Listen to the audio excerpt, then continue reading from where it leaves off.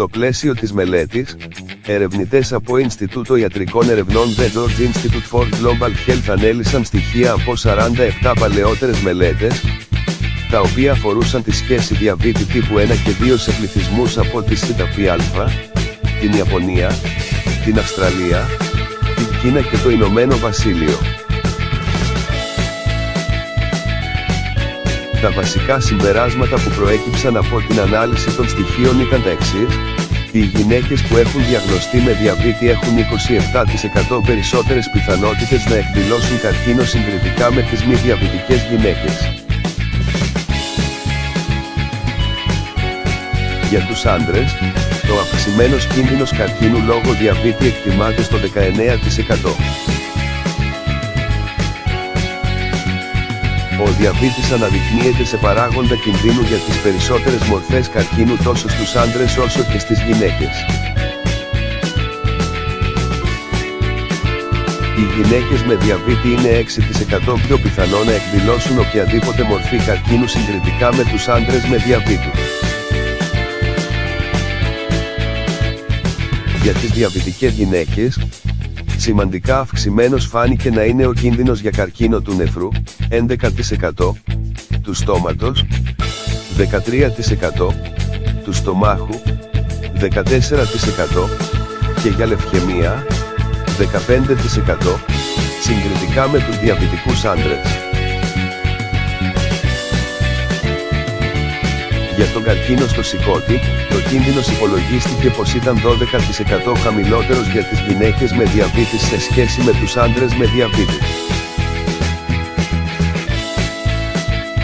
Περισσότεροι από 415 εκατομμύρια άνθρωποι στον κόσμο πάσχουν από διαβήτη, με την πάθηση να ευθύνεται για περίπου 5 εκατομμύρια θανάτους σε ετήσια βάση.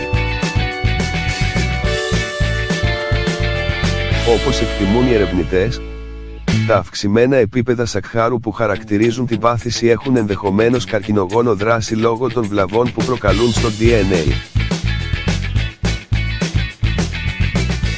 Όσον αφορά τον αυξημένο κίνδυνο που παρατηρήθηκε μεταξύ των γυναικών, σύμφωνα με τους ερευνητές πιθανώς παίζει ρόλο το γεγονός ότι οι γυναίκες τείνουν να παρουσιάζουν αυξημένα επίπεδα σακχάρου, προδιαβήτη, για μεγαλύτερο χρονικό διάστημα σε σχέση με τους άντρες και ταυτόχρονα οι θεραπείες που χορηγούνται στις γυναίκες για την αντιμετώπιση του διαβήτη είναι συχνά πιο ήπιες. Τα νέα ευρήματα, τα οποία δημοσιεύονται αναλυτικά στην επιθεώρηση DIABTOLOGIA της Ευρωπαϊκής Εταιρείας Μελέτης του Διαβήτη, EASD, υπογραμμίζουν την ανάγκη για περαιτέρω έρευνα σχετικά με την επίδραση του διαβήτη στην ανάπτυξη του καρκίνου, αλλά και τη σημασία που παίζει το φύλο στη μελλοντική υγεία. Σχολιάζοντας τα ευρήματα, το επικεφαλής συντάκτης της μελέτης Dr. Doshiaki Okuma αναφέρει: αποδεικνύεται πλέον πως υπάρχει μια ισχυρή σχέση ανάμεσα στον διαβήτη και στον κίνδυνο εκδήλωσης καρκίνου. Δείξαμε επίσης για πρώτη φορά ότι οι γυναίκες με διαβήτη είναι πιο πιθανό να εκδηλώσουν οποιαδήποτε μορφή καρκίνου σε σύγκριση με τους άντρες και επίσης ότι διατρέχουν σημαντικά αυξημένο κίνδυνο να εκδηλώσουν καρκίνο του νεφρού, του στόματος, του στομάχου και λευκαιμία. Ο ερευνητής υπογραμμίζει πως ο αριθμός των πασχόντων από διαβήτη έχει διπλασιαστεί σε παγκόσμια κλίμακα τα τελευταία 30 χρόνια, ωστόσο υπάρχουν πολλά ακόμη που δεν γνωρίζουμε για την πάθηση.